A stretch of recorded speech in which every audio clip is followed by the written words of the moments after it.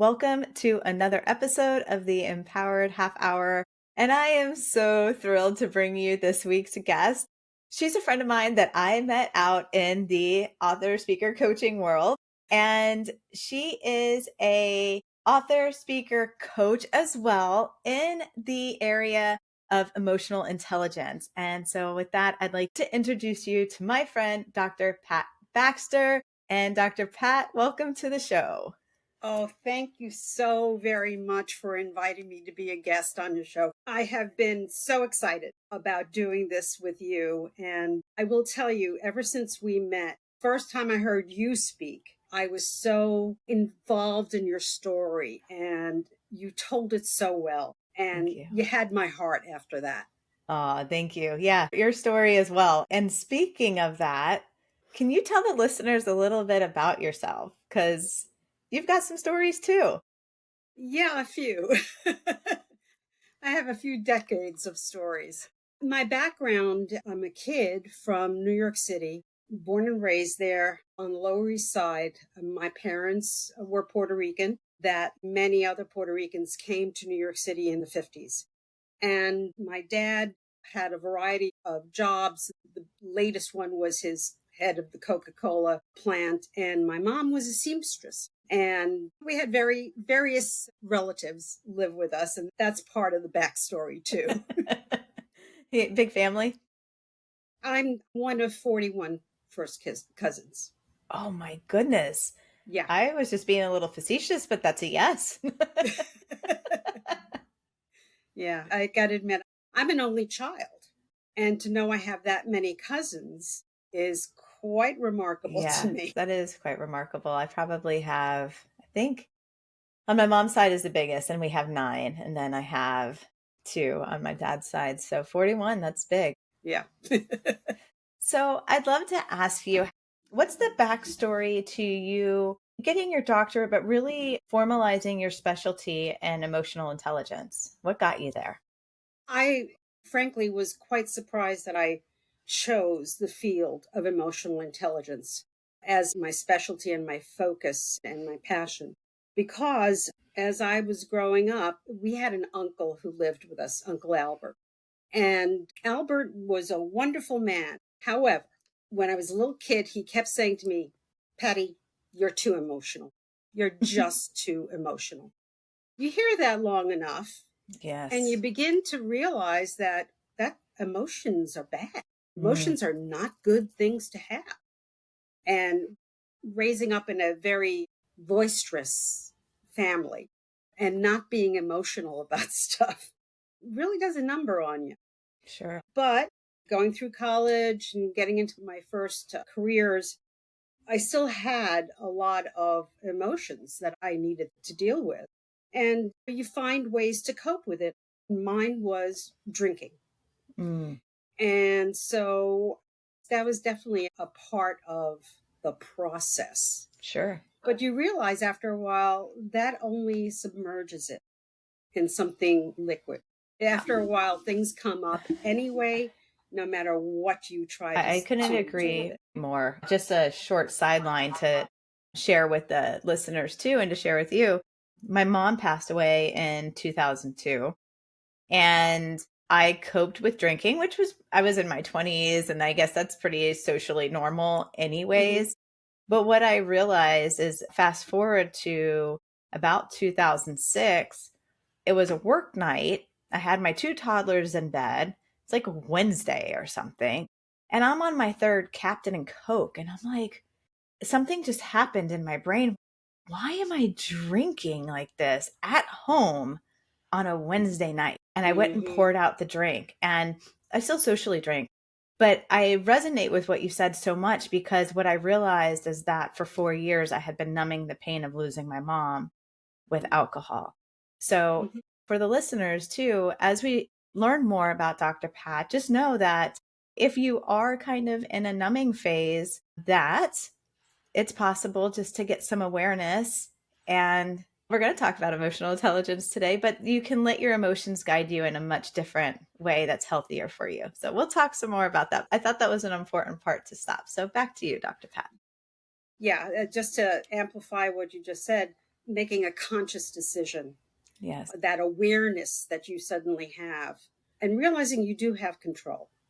Anyway, that to add to all the craziness in my family, my first jobs were on Wall Street, Oh, working for the wow. big firms. I did know that, And but I forgot. So I'm happy that you reemphasized that because that's crazy if you think about it. What years were you doing that?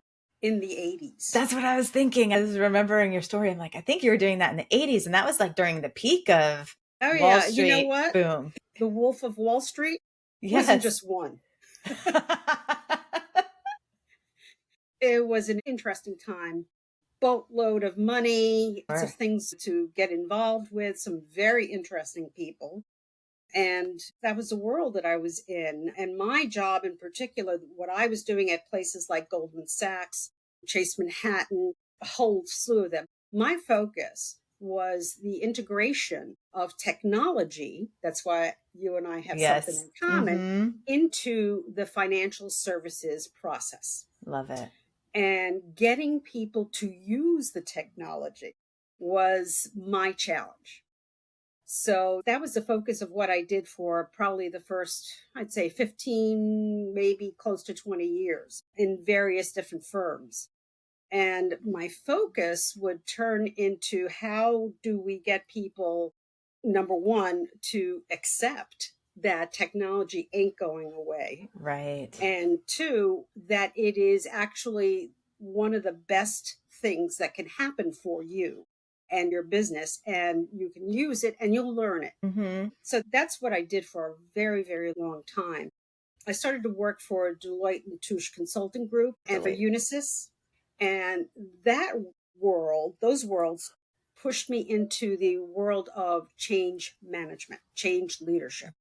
And that's where I started to hear about this thing called emotional intelligence, the very, very beginnings of it. I was intrigued. I'll say that. I was intrigued. And by the time I decided to go back for my doctorate, I had started my doctorate when we were living in Manhattan at Columbia University. And then a lot of stuff happens and something had to Sure. give. So there went my doctoral work. But here I am, fast forward almost 30 years, and I decided to go back and finish my doctorate because I do not leave things undone. I love that And about you. that's what I did. This was the time that Daniel Goleman was coming up with all his books and this premise of that there is something intelligent about emotions and how you use them and how they use you. Right. So that's where I wound up doing my Yeah. doctorate in And emotional intelligence. so glad you shared your story because, like you said, it does connect the dots back to your childhood where you were told to suppress emotions. And then you go into the world of consulting and the stock market, and you have to work on change management, adoption of technology. And really, what you're dealing with is emotion. So, Yeah. even though the path might not have seemed clear at the time, it seems like you were kind of almost destined to have a focus on emotional intelligence. Every once in a while, I'll stop and say, how did I wind up here? It's a very good fit for me because I am emotional. You can ask anybody. I am emotional, but I'm also clinical. I also want to understand what happens Yes. when those emotions in us engage. I'm studying neuroscience is coming up and coming out with studies every single day. I follow them and read these fascinating stories. What happens in our brains? And the TV series, Star Trek, the earlier one, it used to have Captain Kirk saying that space was the final frontier. I Yeah. always hated that because it's the brain that's the final frontier. And Woo! That's a little bit of a mic drop moment right there. Think about that. it Yes. is. It's our brain that is the final frontier. And we don't know, we don't really understand the gift that's between our ears. And when you think about substances, it Hmm. doesn't have to be alcohol, it could be food, that of how it affects our brain, how it affects our approach to life. It's exhilarating and frightening at the same time. Sure. once you start understanding all the connections with everything, Oh, I can, yeah. Every I day can there's only. something new. So let's move into another question. So you talked a little bit about your background and a little bit of what you had to go through to get to the point that you are today. But I'd love to switch gears and talk about what type of lessons are up for you right now or ahas that you might be able to share with the listeners. Whoa, boy, you want that Yeah. alphabetically? Yeah. You can just give a couple. It's fine. Well, I literally starting with the letter A, one of the big ahas for me has been the lesson of acceptance Oof. and accepting what has gone on before in your life, accepting it, analyzing it, and realizing that it takes some time to get there, but realizing it's been a gift. Uncle Albert was a gift for me because I never forgot him. And I never forgot what he would say to me about, Patty, you're too emotional. Realizing later on in my life, that's not such a bad thing, especially when you're in organizations where you are literally told, as I have been, leave your emotions at home. Mm. And yeah, How am I supposed to do that? Exactly. it's quite a listen to get to that point where you realize emotions are part of the hand you are dealt. However, it's how you play that hand. Yeah. For me, one of the things in my work, I focus particularly on emotional intelligence and women in the workplace Hmm. because I've been there, done that, got the t-shirt. Yes. Same. And my work revolves around helping women leaders to understand they have emotions and they can use them to their benefit. I love It's that. not a bad thing. And B, that your emotions are and your emotional makeup is part of your leadership profile. People will follow you if they believe you. And you can't just write out your beliefs. You have to say them, you have to show them, you have to demonstrate. So, those are some of the things that I have learned not only in my own path, but in helping other women leaders move along in theirs. And that's been a real honor for me. I'm so glad that you decided to bring that up as your topic and your answer to the question, because we do have a lot of women leaders that listen to this podcast. And whether that means they're a leader at their home or they're a leader at work, they are Mhm. leading something. Yes. And it's in our makeup and in the way that we societal programming that we have been told to tone it down or that we're too much or that we're too emotional. I don't know that I've met a woman that said she wasn't told that at Mm-hmm. some point in her life. And so there is this reclaiming process that needs to happen for us so that we learn to, like you said, these are the things that we were told might not be acceptable or actually elements of our gift. And I really think that's beautiful that you said that, because if you're listening to this and you're resonating, take a deep breath and just know that maybe your too muchness is actually the thing that's special about you. Or maybe your voice, if you were told to stay quiet and go to your room, maybe you have something really important to say. And I think that it's just a really important message that your gifts may very well be in the thing that got dimmed in your past. So I don't know if you want to say anything off that, but that really resonated with me when you said that. I'm like, I want to talk about that. There are so many societal, economic, cultural elements to that. Yes, cultural, that's a good word for it too. Oh, Hmm. yeah. And there are just parts of our society that a powerful woman frightens the heck out of. Hmm. And all right, well, that's my attitude these days is, hey, that's not my problem. Yeah, exactly. So That's not sorry for my you, but that's not my problem. Going back even further for me, I was told to be quiet. Here, we're going to dress you up like a little doll. You'll pose and you'll smile and ignore everything that's going in you, out you. That was part of the makeup in which I was raised. But I feel particularly passionate about making sure that our girls are growing up understanding that, yes, emotions are powerful And like any gift, you have to know how to use them, how to use your emotions to move forward in your life, to be exceptional in your life. And that's something nobody ever told me. Yeah, I didn't get that memo either. So, another point that you had made that I want to share off of is this point of those things. And then, as a mother, as a leader, you start to demonstrate them when you make the shifts in yourself. So you had mentioned this a few minutes ago, but you mentioned the children, and that's a really big passion of mine too. And that's why I'm also so passionate about helping women reclaim themselves, stand in their power, and all of those things, because when we do, we are teaching our children through demonstration. Absolutely.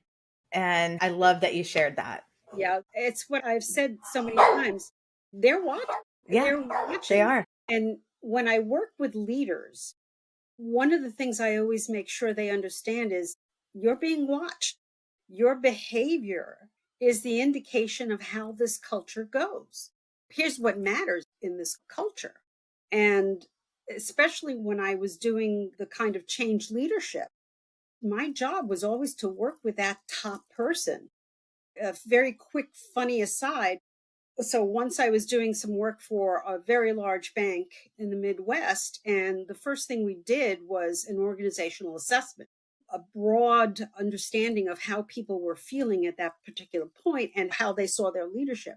Well, in this particular case, I got all the data. I was working with my team. We were analyzing. And I said, okay, all right, first person I got to share this with is the CEO. So I go into his office and I said, hey, Denny, I got some results here. So he sits there and goes, okay, tell me. And I tell him, and frankly, it was not pretty. He stopped talking, pointed to the door, and said, get the heck out of here. So I can claim that I was thrown out of a CEO's office for delivering the truth. It's a badge of honor. What can I say? It sounds like it.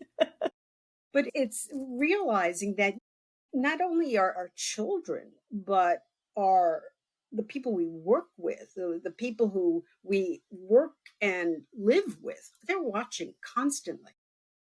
One thing that I would like to ask is if we have someone who is on the brink of change or looking to own more of themselves, what's some advice that you might share with them? I guess the first thing is to accept it. Accept that you're at a point and realizing that this is not a bad thing, but actually, this is a point where everything can open up for you. And it's a matter of not classifying what happens, what you're feeling, what you're doing as bad or good. It is. So, what can you do with it? I love that because if you think about it, all of our emotions are guideposts. I think you've mentioned that when I saw you speak. And they're telling a story. So to label anger as bad or sadness as bad, you're emoting because it's trying to tell you something. So I don't know if you want to talk a little bit more about that so the listener can understand that emotions are really guides. But I think it's important because when I started, like anxiety, for an example, is one that I've always struggled with. But when I befriended my anxiety, I realized that it's not all bad. Mhm. Anxiety is telling me, it's helping me prepare for the future. I don't need a future trip. I don't need to take its advice all the time, but I do know that it's trying to tell me something. And then also, because I'm wired with a little more anxious energy, I'm in sales, I'm in project management. So I get to use the strength of anxiety because it helps me see 10 steps ahead. Mhm. And so now I get to use it for my advantage. And that took me a really long time to even realize that, hey, there's a positive side to anxiety. I didn't know. That's brilliant. That's simply brilliant because it helps you, frankly, get ready. Those kinds of emotions, they do prepare us, they get us stronger, and we have the choice to pay attention to them or not. And where there's also a lot of triggers. I talk a lot about triggers. Knowing what your triggers are. I had one client, I was called in, she was in sales, and her boss called me up and said, we're trying to get this deal done, but it's not happening because something's going on with her. Can you figure it out? I said, let's talk. So I went and talked with her. We processed a lot, I have to admit, in the sessions that we did. Net, what happened was the person that she was negotiating with from the other company reminded her of her ex-husband. Trigger. Yeah, you bet that's a trigger for sure. We need to separate. That is not your ex-husband. Let's deal with that. And what do you find that's good about this other person? What's happening in your discussions that's making you both move forward towards your goals? Mm-hmm. So it's how you position, it's how you see it, and realizing what's real and what's not. Yeah. I love that. What's real and what's not. Because we do tell ourselves stories, and without pausing, those stories start to seem like fact. And right. I love what you just shared. We make stories up. Oh my God, we so do. But we have about 3 minutes left. And before I have you share all the ways to stay connected with you, I'd love to ask you one more question. How can emotional intelligence help someone live an empowered life? Well, I think it's all in that sentence. Emotional intelligence is empowering. Once you understand that emotions were given to us for many reasons, everything from survival to blossoming, when you realize that, you're in control. And that's one thing. Yes, there are hormones and there are chemicals that trigger emotions, but always understand that if you understand what's happening, clinically what's happening, you have methods for controlling it, for pushing that initial knee-jerk reaction. And there are always tricks that you can use on yourself, because that's the only one you have control over, and making sure that you are staying in touch with yourself. Keep that connection, that awareness, being aware of how you're reacting, how you're responding, what you're saying about people, what you're saying about what happened today and why the eggs were running. Yeah. Those kinds of stories, they can make or break your day. I love that you shared that, because it's that in itself is an empowering concept. And the more that we are self-aware, the more that we can pause to choose, the more that we can see the gifts in the things that are happening to us. I love that you use the word blossom, like the more our life blossoms. So, I knew 30 minutes was going to go by so fast for us, yes. But I would love for you to share with the listeners how they can stay connected with you. Well, certainly I'm available through LinkedIn, Dr. Pat Baxter, my website, clever new name, www.drpatbaxter. And certainly you can always reach me through my email, which is hello at, say it with me, Dr. Pat Baxter. Dr. Pat Baxter. Yes. So well, I love that you make it easy. Yes. And I'll have all this in the show notes for you guys too. But Dr. Pat, I've been waiting for this interview. Thank you so much for coming on the Empowered Half Hour. Thank you so much for inviting me. And I can't wait to see you again. Yes, same here.